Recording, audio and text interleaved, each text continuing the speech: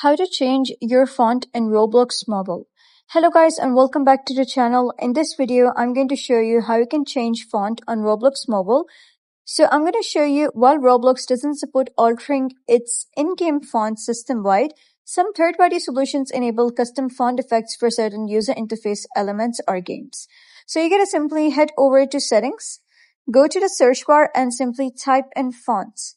Click on search and now you're going to simply click on general fonts. Once you do so, you'll be taken over to this interface.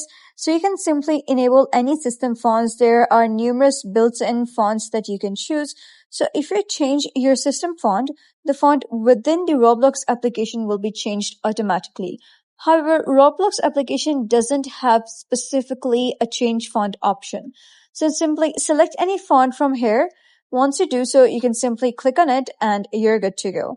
Or alternatively, you can click on My Fonts or install any application from App Store that will help you change the font of your Roblox.